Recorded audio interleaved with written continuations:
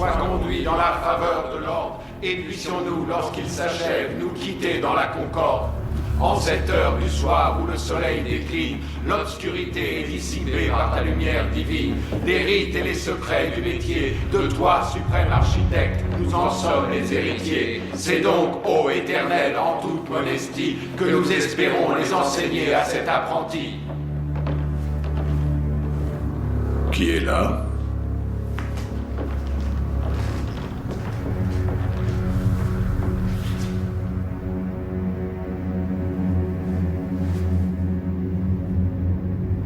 Monsieur Bernard, qui se perd depuis des années dans les ténèbres et veut désormais être éclairé.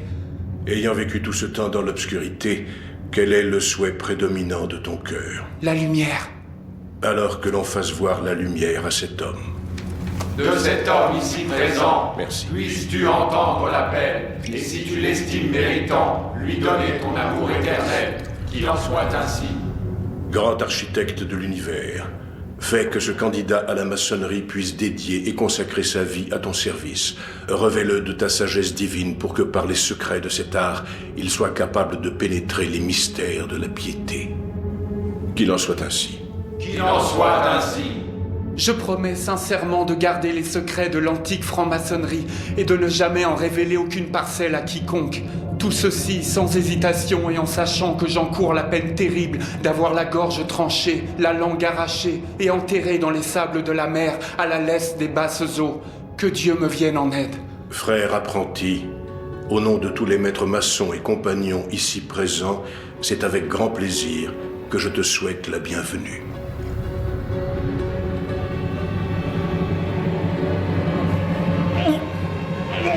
Qu'avez-vous, frère Bernard?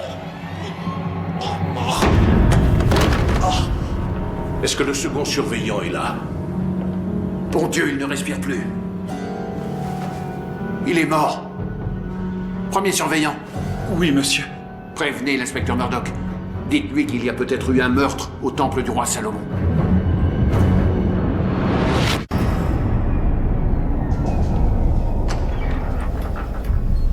Il s'appelle Victor Bernard. C'est un nouvel apprenti. Il a déposé sa candidature il y a quelques mois. Et vous dites qu'il est mort sous vos yeux. Oui. C'était horrible. Ça n'a pris que quelques secondes. Il a eu de l'écume aux lèvres juste après le serment du sang. Le serment du sang? Est-ce qu'il a bu du... Non, non, pas du vrai sang, du vin. Et bien sûr, je vous l'ai mis de côté. Très bien. Qui l'a apporté? Le frère Boswell. Il a ouvert la bouteille devant nous. Et qui était présent à ce serment du sang? Uniquement les membres de la loge. Crabtree les a réunis dans une autre pièce. Messieurs, les frères sont dans tous leurs états. Est-ce que vous voulez les voir maintenant? Oui, s'il vous plaît. Eugène Anderson, vénérable maître.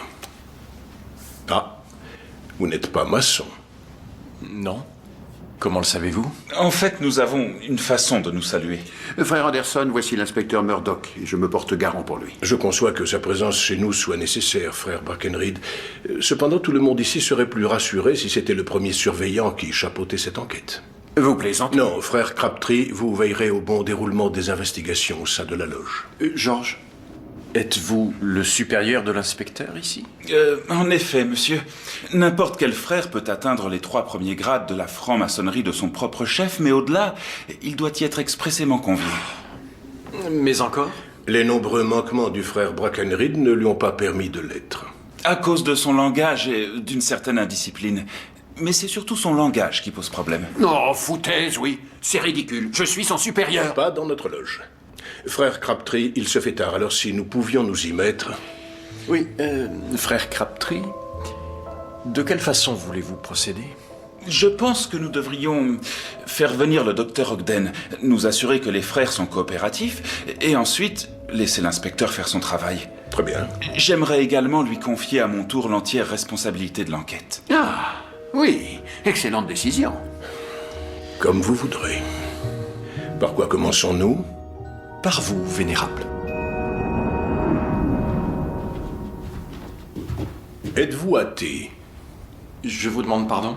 Êtes-vous athée? Si je vous pose la question, c'est parce que dans notre Constitution, il est écrit, je cite, « Les maçons doivent observer la loi morale et n'accepter aucun stupide athée ni libertin sans religion. Et pour vous répondre, je suis catholique. Un papiste, c'est mieux que rien. Monsieur, est-ce que vous connaissiez bien cet apprenti? Non, mais il était prometteur et il désirait sincèrement se mettre au service du grand architecte de l'univers. Le grand architecte de l'univers? Dieu. Ah, je vois. Savez-vous qui aurait pu vouloir du mal à Victor Bernard? Non, c'était un homme honnête, calme et discipliné. Avait-il eu des ennuis ces derniers temps? Je n'en sais rien. Était-il ami avec quelqu'un ici? Certainement avec celui qui l'avait parrainé, le frère Winters. Je l'ai rencontré il y a 6 mois environ. Mon étude et son cabinet d'expertise comptable sont dans le même bâtiment. C'était quelqu'un de brillant, aimable et très drôle. Vous l'avez donc parrainé? Oui, il avait toutes les qualités pour rejoindre notre confrérie. Cela dit, si je l'ai parrainé, c'était aussi pour d'autres raisons. Lesquelles? Il était extrêmement doué dans sa discipline. C'est pourquoi, surtout ne le dites à personne, je lui ai demandé de jeter un œil à nos livres de comptes. Pourtant, votre loge n'a-t-elle pas déjà un trésorier? Si, Elias Boswell. Mais disons seulement que quand il boit trop, il se vante d'avoir des choses qu'il n'a pas les moyens de se payer avec son salaire. Vous pensiez qu'il détournait des fonds? C'est cela, et je me suis dit que Victor pourrait effectuer un contrôle discret de nos finances. A-t-il trouvé quelque chose? Je n'en sais rien du tout. Il n'avait pas fini. Je vois. Il y a un mort dans notre temple et ce qui intéresse monsieur, c'est d'inspecter nos finances. Nous voudrions dissiper certains doutes quant à votre comptabilité. Pour pouvoir vous rayer de la liste des suspects. Le livre de compte est dans un lieu tenu secret, un sanctuaire dont il ne peut sortir sous aucun prétexte. Ce n'est pas de vous le montrer, mais de dévoiler son emplacement exact qui me pose un problème. Allons, frère Boswell. Tâchez un peu de coopérer. Conduisez-nous à ce livre. Monsieur, ces signes par terre, quel est leur sens? J'en ai vu dans plusieurs pièces. Conformément à la tradition, quand un architecte dessine une loge, il en casse partout dans le décor. Ils sont issus du code maçonnique. Ah, un code. Donc chacun de ces symboles correspond à une lettre. Voilà qui est très intriguant. Messieurs, venez, il nous emmène dans la pièce d'Hiram. La pièce d'Hiram? Mince. La pièce d'Hiram? Cette pièce a été appelée ainsi en l'honneur de Hiram Abif, l'architecte qui a conçu le temple du roi Salomon. La légende raconte qu'on l'a tué parce qu'il refusait de divulguer le mot de passe du maître maçon. Qui est? Oh, ça je ne peux pas vous le dire. Vous ne devrez faire part de ce que vous allez voir à personne, en particulier aux autres qui crieront au scandale s'ils savent que je vous ai montré ceci. Qu'entend-il par les autres? Seuls les maçons du 33e grade peuvent entrer dans cette pièce. Et chez nous, ils sont 3. Le frère Boswell plus 2 autres, actuellement à l'étranger. Mais et Anderson alors? Je croyais que c'était lui, le grand Manitou. Le frère Anderson est bien notre vénérable maître, mais il n'a pas encore atteint ce stade. Les grades et les offices sont 2 choses différentes. Mais puis franchement, le grand Manitou, ici on n'est pas chez les Indiens. Soyez maudits si vous trahissez le secret. Surtout vous, le papiste. C'est bien envoyé, ça.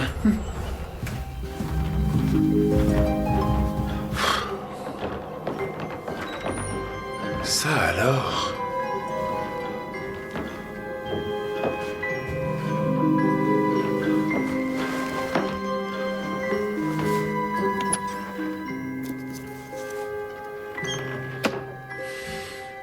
Vous vouliez voir le livre de compte? Le voici.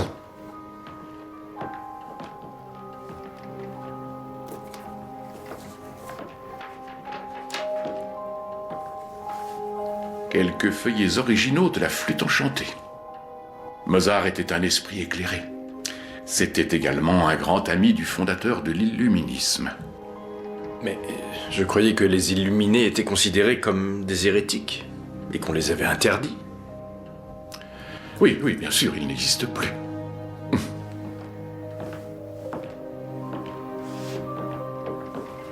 Messieurs, ne le prenez pas mal, mais est-ce qu'au moins vous vous y connaissez en comptabilité? Nous avons là les cotisations, les frais d'initiation, le don à diverses œuvres de charité, et pas un seul retrait supérieur à $10. D'après ce que je connais du fonctionnement de la loge, tout semble être en ordre. C'est sûrement le docteur Ogden.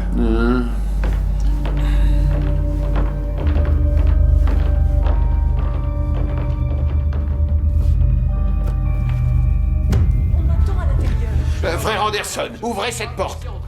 C'est absolument hors de question. Il y a une femme dehors. C'est le docteur Ogden, il faut qu'elle entre. Non, tout ceci est scandaleux. Nous acceptons déjà ce papiste en tant qu'invité exceptionnel. Mais que vous osiez nous demander de permettre à une femme Excusez-moi, d'entrer je dans dois la notre laisser temple, entrer. c'en est trop. Monsieur, il faut qu'un médecin légiste examine le corps et le docteur Ogden en est un excellent. Qu'elle fasse au moins, comme tous nos frères, le serment de ne rien dire. J'ai déjà fait celui d'Hippocrate qui vaut sans doute mieux que le vôtre. Comme elle est impertinente, celle-là. Oui, cela va sans dire. Mais celle-là a un nom et un titre, monsieur.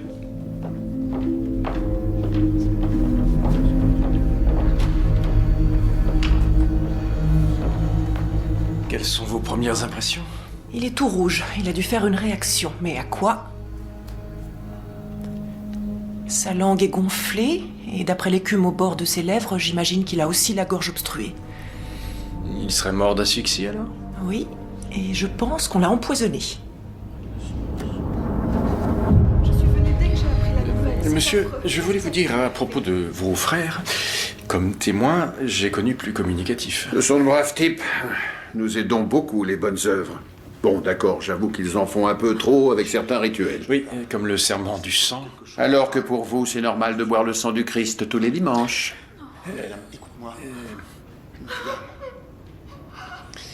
Nous avons interrogé tous les maçons qui ont assisté à la cérémonie de ce soir et personne ne connaissait vraiment la victime, semble-t-il. Dans ce cas, il va falloir creuser un peu plus. Exactement.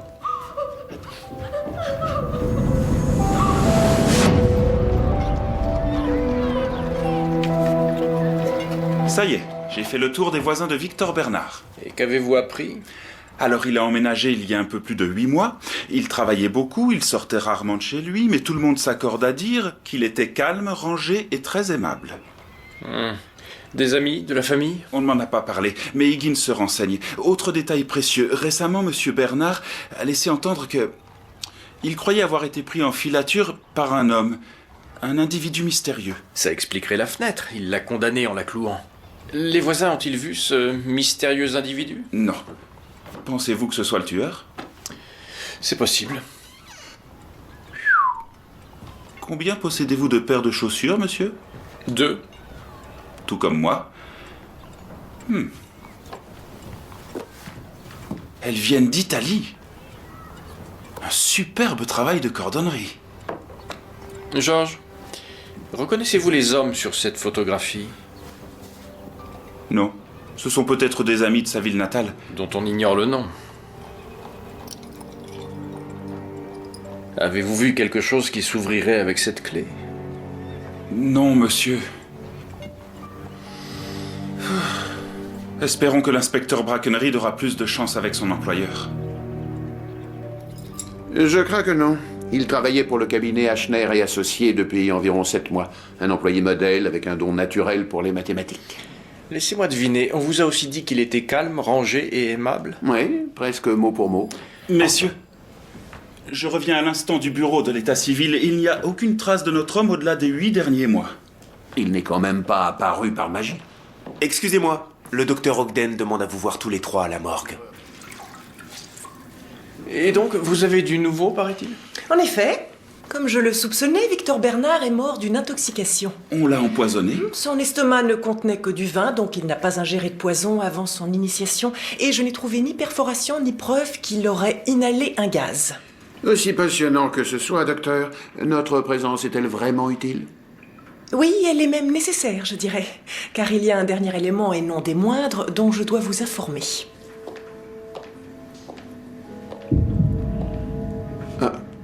Est-ce que... Ce sont...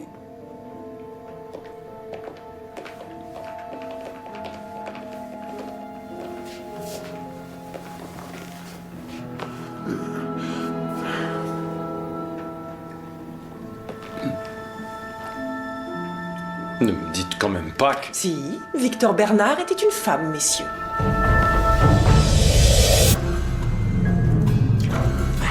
Quand je pense qu'il y a même une fois où j'ai uriné alors qu'elle était à côté de moi. C'est fascinant.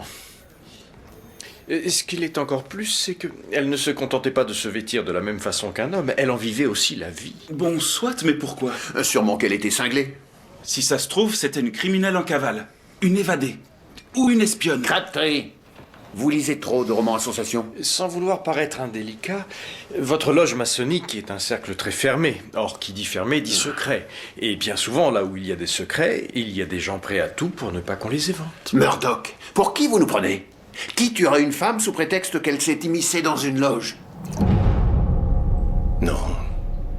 Non. Tout ceci est complètement ridicule. Il y a forcément eu une erreur de commise à la morgue, ou bien... Il n'y a pas d'erreur possible, monsieur Anderson. Victor Bernard était une femme. Et il est clair que vous n'en voulez pas dans votre loge. Bien sûr que non. Ces pleureuses-là, avec leur saute d'humeur. Que l'une d'elles nous ait bernés est certes une cause d'humiliation, mais pas de colère. Bien, dans ce cas, expliquez-moi ce qui se serait passé si vous aviez découvert cette femme dans la loge. Je l'aurais fait mettre à la porte, discrètement mais fermement. Et si l'un de nous connaissait son secret, c'est forcément quelqu'un qui passait du temps avec lui. Ou plutôt, avec elle.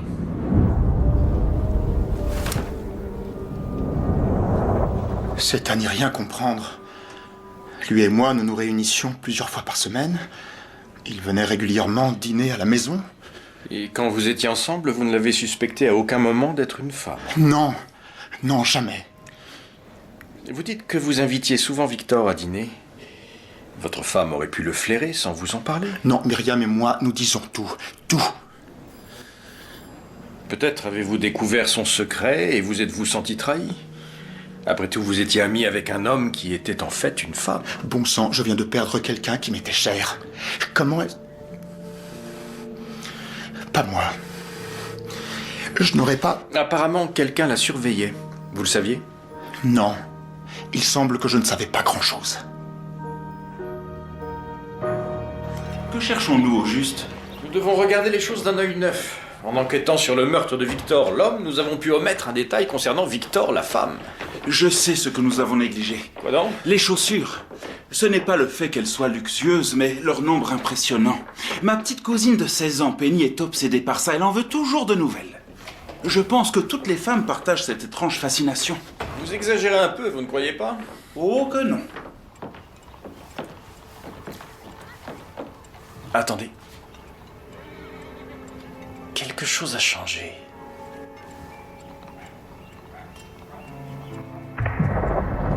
Là, la photo de Victor et ses amis. Elle n'est plus sur la commode. L'homme avec une canne. Nous avons peut-être croisé le tueur dans les escaliers.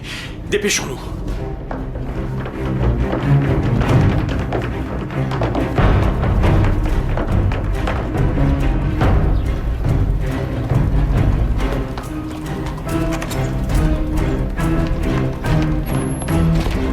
Là, vite. Oui, merci.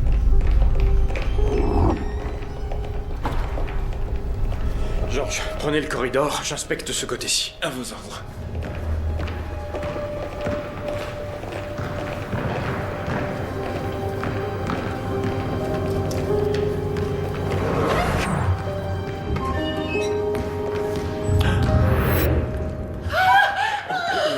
Désolé. Ce gymnase est strictement réservé aux femmes. Vous n'avez pas vu l'écriteau qu'il y a à l'entrée? Je vous demande pardon, mademoiselle. Oh, vous pouvez vous excuser. C'est déjà assez vexant de récupérer ces locaux délaissés par les équipes masculines, mais que l'on ne puisse même pas avoir d'intimité, c'est inacceptable. Je comprends, désolé. À moins que vous ne soyez une espèce de voyeur.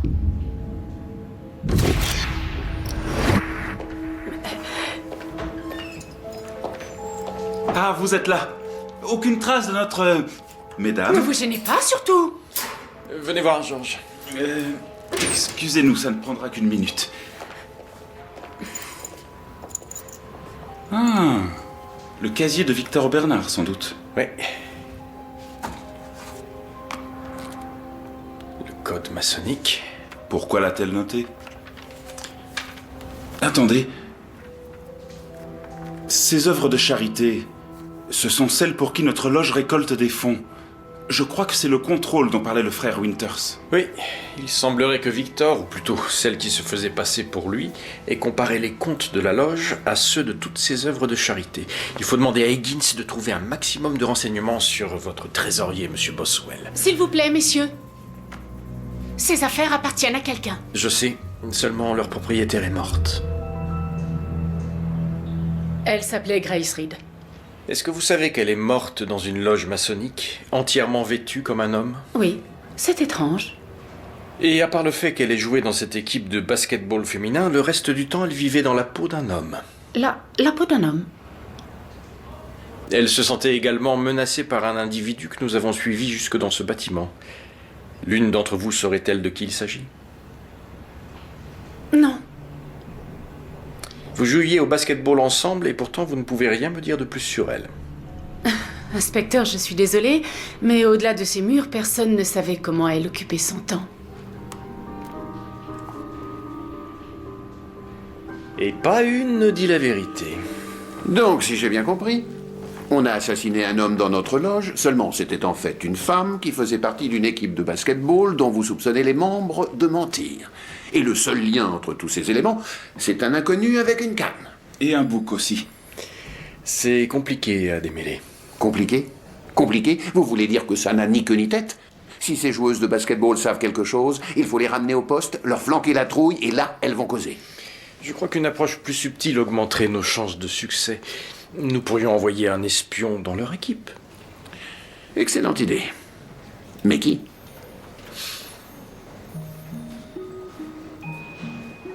Oh non, non, non. Je ne m'habillerai jamais en femme.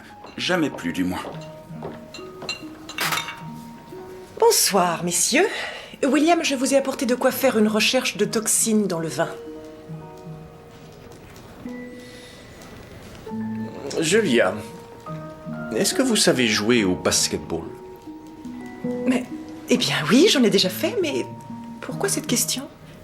Ici, je suis toute seule. Sur elle. Sur elle. Je l'ai. Bien joué. Hop là. Merci. Oui.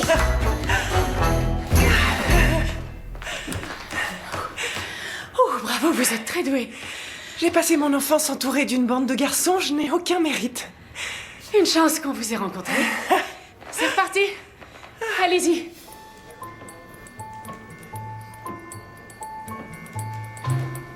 Oh, mais c'est le code maçonnique. Vous l'avez déchiffré? J'essaie. Et d'après son carnet, Grace Reed s'y intéressait aussi. En particulier à cette suite de 5 symboles représentés ici. Ça ne devrait pas être trop difficile, 5 symboles, 5 lettres. Oui, soit 120 arrangements possibles. Mais à vrai dire, c'est plus compliqué que ça. Par exemple, ce symbole pourrait correspondre au P, mais selon l'orientation dans laquelle il se trouve, ça pourrait aussi être un T, un V ou un N. Donc, si chacun de ces 5 symboles peut correspondre à 4 lettres, ça donne des milliers de combinaisons différentes. Un peu plus de 2 quintillions, Georges. Il va nous falloir un plus gros tableau. Alors, si j'ai bien compris, vous êtes médecin, vous vivez seul et vous n'êtes même pas fiancé. C'est exact. Une célibataire des temps modernes, en sorte. C'est la chose la plus merveilleuse que j'ai jamais entendue. Mon père préférerait me voir mariée et malheureuse plutôt que de me laisser vivre ma vie librement. À peine tolère-t-il que je sois secrétaire dans un cabinet d'avocats. J'ai dû batailler pour en arriver là, mais je n'ai aucun regret. Et les hommes avec qui vous travaillez, est-ce qu'ils pensent que ce n'est pas mérité? Qui sait ce qu'ils ont dans la tête? Vous avez raison. Julia, ça vous dirait de vous livrer à une expérience en notre compagnie ce soir, histoire de sortir et de s'amuser rien qu'entre filles?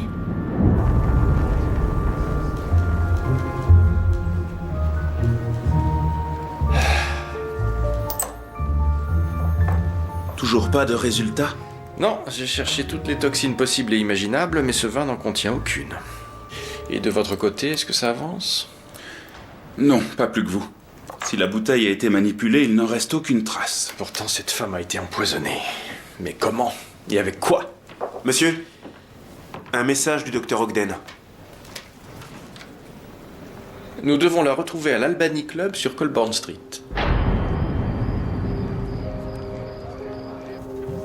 Ce club est réservé aux hommes. Êtes-vous sûr qu'il s'agit bien de l'Albany? C'est ce qui était écrit en tout cas.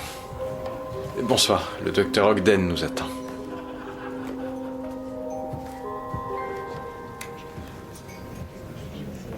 Que devons-nous chercher, monsieur? Je n'en ai aucune idée. Laissez-moi vous donner un conseil. Quand vous traitez avec ces gens-là, c'est à vous de mener le débat.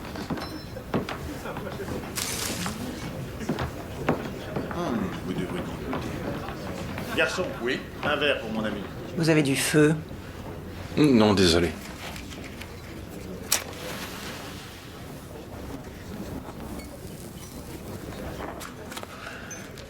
Merci. De rien.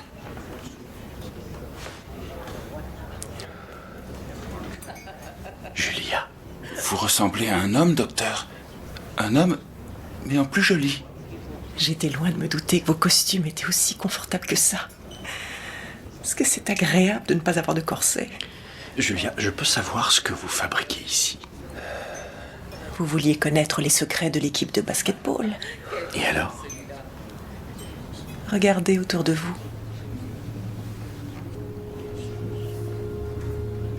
Pourquoi vous n'essayez pas? Regardez très attentivement.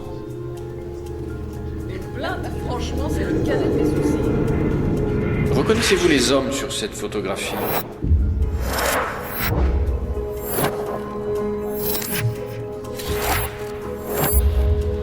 L'équipe de basketball au grand complet. Ces hommes sont des femmes. Leurs déguisements sont très convaincants. Et qu'est-ce qu'elles font ici? Et pourquoi se travestissent-elles? Elles ont créé un genre de club. Elles multiplient les expériences pour goûter aux privilèges qui sont réservés aux hommes. Monsieur, regardez qui arrive. Bonsoir. C'est notre homme à la canne. Je vais y réfléchir. Non, il n'a pas laissé d'adresse.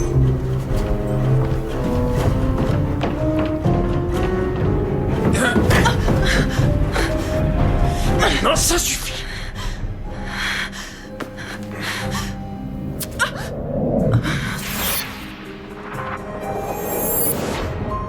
Madame Winters.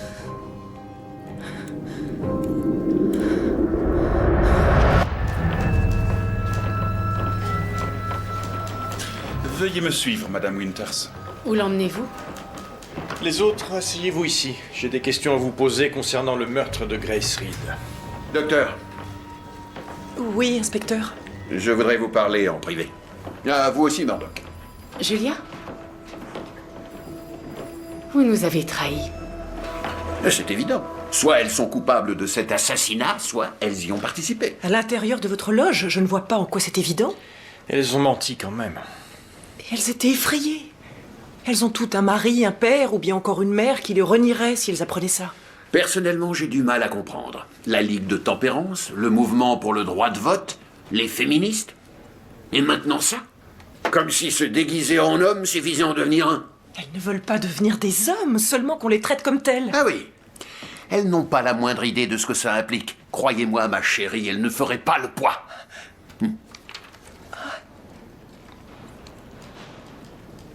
Eh bien, William, n'avez-vous rien à ajouter? Si. Je pense que ces femmes sont notre meilleur atout pour découvrir comment et pourquoi on a tué Grace Reed. Il faut les interroger. Très bien. Alors au travail.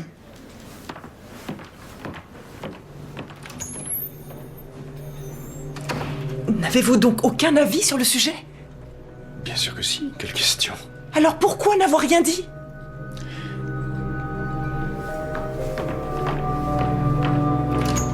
Est-ce que je vais avoir des ennuis? Madame Winters, je voudrais savoir pourquoi vous suiviez Grace. Je ne la suivais pas. Je vous ai vu dans son immeuble hier. J'ai récupéré la photo sur la commode pour qu'on ne découvre pas notre secret. Pourtant, on la suivait. Alors je vous repose la question, était-ce vous? Non, pas Myriam. C'est quelqu'un d'autre qui la suivait. Qui? Je ne sais pas, mais c'est évident qu'on la surveillait. Alors, quand on l'a tuée, tout le monde a eu peur d'être la prochaine victime. Est-ce pour ça que le soir de sa mort, vous ne nous avez pas dit que c'était une femme? Oui. En plus, mon mari et ses frères maçons étaient là. Je ne voulais pas risquer de provoquer un scandale. Si vous pensez que vous habiller en homme est aussi scandaleux, pourquoi est-ce que vous le faites? Je me souviens que quand Léonard m'a présenté à Victor, j'ai immédiatement senti que c'était une femme. Je veux dire, elle m'a ouvert les portes d'un monde qui m'était inconnu. Souvent, nous déjeunions ensemble ou nous nous promenions. Et il fallait voir quand elle était en homme comment on la respectait. Avec elle, je me sentais libérée. Un peu comme si j'étais... Mais vous ne pouvez pas comprendre.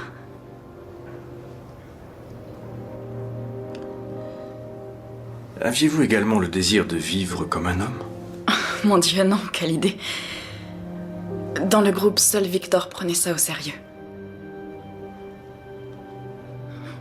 Plus que se marier et fonder une famille, ce que Grace souhaitait, c'était faire carrière dans la comptabilité. Mais comme personne ne voulait d'elle, c'est sous l'apparence d'un homme qu'elle s'est présentée à ce cabinet. Où elle a obtenu un poste. Oui. C'était exaltant, ce sentiment d'indépendance. Mais voilà, depuis quelques semaines, elle avait l'impression que quelqu'un l'espionnait. D'abord, nous avons cru qu'elle se faisait des idées. Et vous avez changé d'avis? Oui, Myriam a vu l'homme qui la suivait.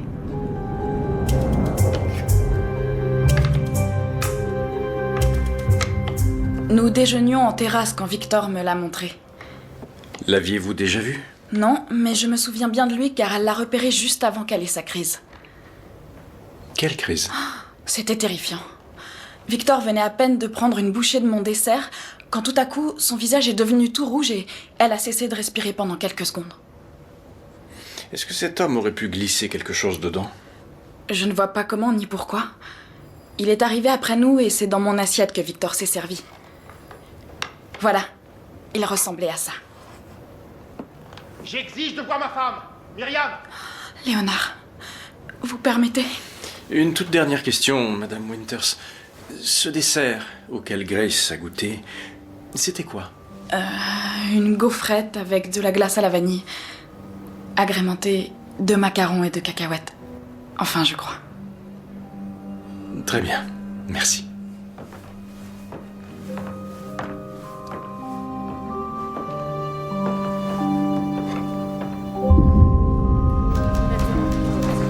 C'était uniquement pour s'amuser. Myriam? Peux-tu m'expliquer ce qui se passe? Qui sont ces femmes et pourquoi êtes-vous accoutrées de la sorte? Je t'en prie, ne te mets pas en colère. Ce sont mes amies. Tes amies? Mais d'où elles sortent? D'un genre de club. C'est Victor qui m'a présenté à elle. Et tu ne m'as rien dit de tout ça. La vraie nature de Victor, ce club de femmes travesties. Oui, un club pour les femmes uniquement. Tout comme toi, tu as tes soirées entre hommes, ta loge maçonnique réservée aux hommes et aussi ton club de loisirs pour hommes. Myriam, attends, s'il te plaît. Je n'ai jamais voulu te cacher quoi que ce soit. Moi non plus. Rentrons à la maison, s'il te plaît. Oui. Voici notre suspect. Est-ce que l'un d'entre vous le reconnaît? Non. Crabtree? Non plus. Il faudrait le montrer aux autres maçons. Je vais les réunir en urgence. Où est le docteur Ogden? J'ai besoin d'elle pour d'autres analyses. Sur des toxines? Pas tout à fait. Vous pensez sérieusement que cette espèce de travesti masculin a été empoisonné aux cacahuètes? C'est une possibilité. En effet, il paraît encore moins probable que cela vienne de la glace ou des macarons. Et vous n'avez vraiment pas d'autres théories à me soumettre? Selon plusieurs études, il existerait une part infime de la population ayant une hypersensibilité à certains aliments. Les cacahuètes sont déjà très rares, alors que quelqu'un y soit hypersensible, ça me paraît invraisemblable. Aucune trace de protéines d'arachide dans le vin. Mais voilà, j'en étais sûr. Une petite minute. Nous n'avons peut-être pas analysé la bonne pièce à conviction. Si le tueur avait réduit en poudre des cacahuètes pour en faire une pâte qu'il aurait ensuite étalée dans le crâne, le vin versé dedans se serait alors mélangé aux cacahuètes, formant un cocktail mortel pour Grace Reed. C'est possible. L'homme qui suivait Grace Reed aurait pu découvrir qu'elle était hypersensible aux cacahuètes lors de ce fameux déjeuner avec Myriam Winters. Exactement. Inspecteur Murdoch, puis-je vous parler?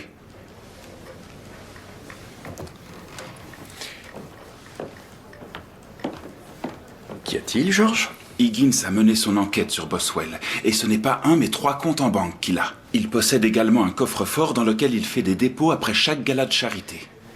Donc il détourne bien des fonds de la loge. Oui, et pas seulement pour lui. Il a, une seconde femme à qui il paie le loyer de son appartement. Inspecteur? Oh, et les portraits. Merci, bon travail, George. J'ai retrouvé de la cacahuète dans ce crâne. Messieurs, voici l'arme du crime. Arme du crime entreposée exclusivement dans l'enceinte de la loge. Nous cherchons donc un franc-maçon qui avait accès au crâne et le tueur qui savait Grace Reed hypersensible aux cacahuètes. Souhaitons que quelqu'un le reconnaisse. Je n'ai jamais vu cet homme. Moi non plus. Je vous en prie, regardez-le bien. C'est peut-être l'assassin. Serait-ce? Oui, du sang. Et si je me souviens bien de l'agencement du premier étage, ça vient de la pièce d'Hiram.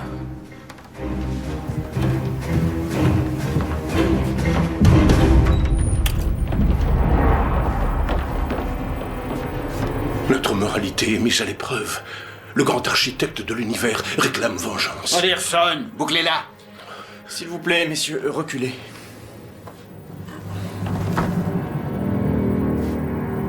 N'est-ce pas l'homme qui suivait Grace Reed?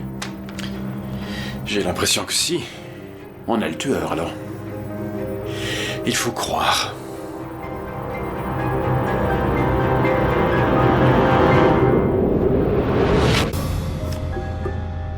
D'après sa carte, il s'appelle Francis Lachapelle. C'est un détective privé. Peut-être le tueur l'avait-il engagé pour suivre Grace. C'est possible. Georges, cherchez où se trouve son bureau et passez-le au peigne fin. Entendu. Agent Crabtree, quel plaisir de revenir ici. Docteur, cette masse était à côté du corps. C'est certainement l'arme du crime. En effet, on l'a frappé à l'arrière de la tête avec un objet contondant. Il n'y a quasiment pas eu de projection de sang, ce qui voudrait dire qu'il a suffi d'un seul coup pour le tuer. À croire que, comme toutes les religions, la franc-maçonnerie a aussi ses brebis galeuses. Ce n'est pas une religion, docteur. Un ensemble de croyances que l'on défend avec ardeur et dévotion, par définition, c'est ça. Murdoch, ne faites pas le malin. Pardon. Quand nous sommes arrivés tout à l'heure, la pièce était fermée, non? N'en dites pas plus. Un seul homme pouvait y accéder. Celui qui nous a ouvert. Grace Reed vous soupçonnait, pas vrai? Non. Elle fouinait, elle posait plus de questions qu'elle n'aurait dû, mais elle n'a pas trouvé ce qu'elle cherchait. Je conserve notre livre de contes depuis toujours dans la pièce d'Hiram, et ce Victor, enfin cette Grace, n'a pas pu le consulter. Il semblerait que si, et vous l'avez appris. Vous avez donc fait appel à un détective privé, et ensemble vous avez tué Grace dans la loge. Je ne vois pas de quel détective vous parlez. Francis Lachapelle. Lui seul savait que vous étiez mouillé dans ce meurtre. C'est pour ça que vous l'avez tué aussi? Bon. Écoutez-moi. Je l'admets. J'ai détourné des fonds destinés aux œuvres de charité. Mais ce n'est pas moi qui ai tué cet homme dans la pièce d'Hiram. Comment le coupable est-il entré? Vous étiez le seul franc-maçon présent à pouvoir accéder à cet endroit. Non. On dit ça aux autres, mais tout le monde peut y entrer. Il suffit de savoir où regarder. Frère Brackenridge, il faut me croire. Je suis innocent, je le jure au nom du grand architecte de l'univers. Grand architecte de l'univers.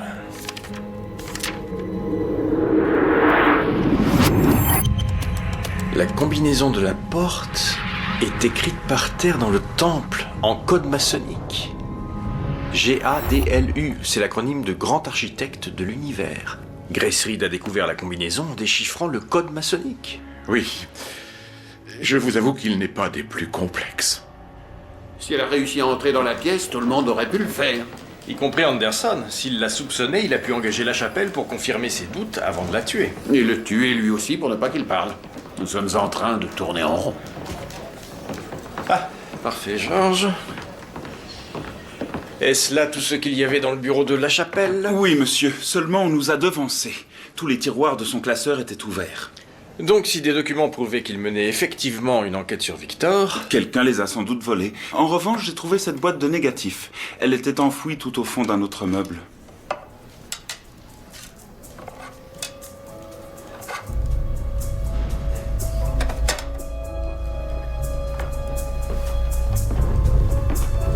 Regardez celui-ci. On dirait Victor assis, enfin assise, à côté d'une autre personne. Voyons de qui il s'agit.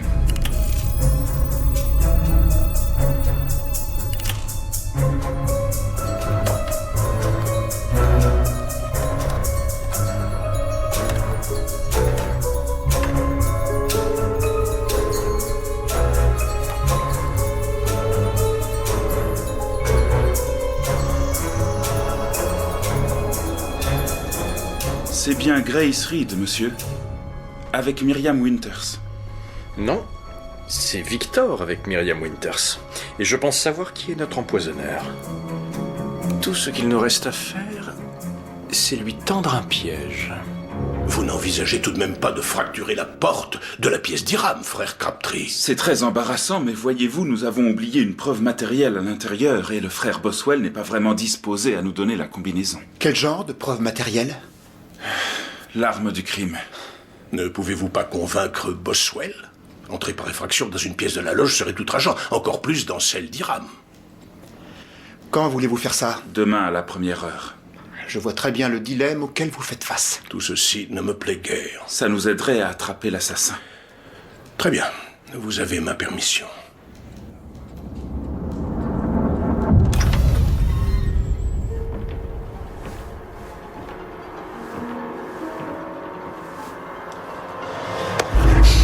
Monsieur Winters, vous êtes en état d'arrestation.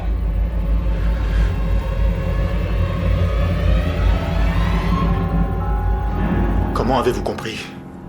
Cette photo nous a mis sur la piste. Allez voir, n'importe qui pourrait croire que ces deux-là sont amants. Vous l'avez cru? Oui. Myriam et moi avions toujours été inséparables. Mais soudain, elle a commencé à passer de plus en plus de temps avec ce Victor. Vous avez donc engagé la chapelle pour suivre Myriam. Mais il a mal interprété la nature de leur relation et ça n'a fait que confirmer vos craintes. Vous avez su pour les cacahuètes et vous avez décidé d'empoisonner Victor. Mais vous avez appris ensuite que c'était une femme. Oui. Et comme la chapelle vous soupçonnait de son meurtre, vous l'avez éliminée. Si vous saviez comme je regrette. Mais pourquoi est-ce que vous avez fait ça dans la loge? La chapelle me faisait du chantage. Je n'avais pas assez d'argent, mais je savais où en trouver. Dans la pièce d'Hiram. Quelle ironie, n'est-ce pas? Puisque tout a commencé avec votre inquiétude au sujet des comptes de la loge. Je me passerais bien du côté ironique. Où est mon mari? Où est-il? Léonard! Il est avec les inspecteurs. Je ne comprends pas. S'il vous plaît, je ne veux pas la voir.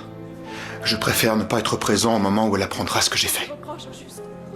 Je vais lui parler. Rasseyez-vous.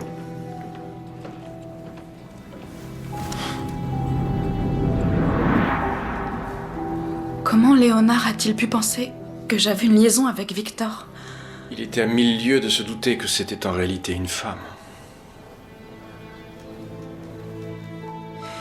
Je n'aurais jamais dû lui mentir. Mais il lui aurait dû avoir confiance en moi. La jalousie était plus forte que lui, malheureusement. Donc pour une simple histoire de jalousie, j'ai perdu mon mari et ma meilleure amie. Je suis sincèrement navré. Je me souviens qu'un jour, Léonard m'a expliqué que la principale différence entre les hommes et les femmes, c'est que vous savez garder votre calme quoi qu'il arrive. Alors que nous, non. Qu'est-ce que vous dites de ça? Qu'il avait sûrement tort.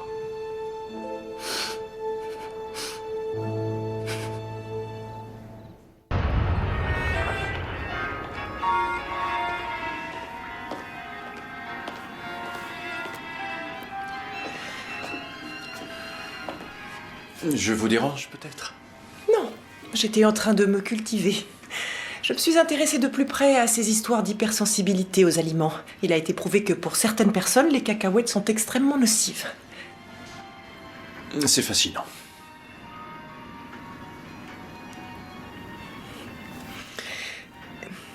Vous vouliez me parler? Oui. Je vous ai mis en colère tout à l'heure. Ça oui. Mais j'ignore pourquoi. L'inspecteur Brackenreed a tenu des propos idiots et réactionnaires et vous n'avez même pas réagi. Julia, vous étiez en train de défendre votre opinion, et si j'étais intervenu même en votre faveur, je pense que ça aurait été comme si j'avais donné raison à l'inspecteur. Je pensais naïvement que j'aurais votre soutien. Et vous l'avez? À 100%. Mais je ne vous fournirai pas d'armes pour votre défense, parce que d'après ce que je sais à votre sujet, vous n'en manquez pas.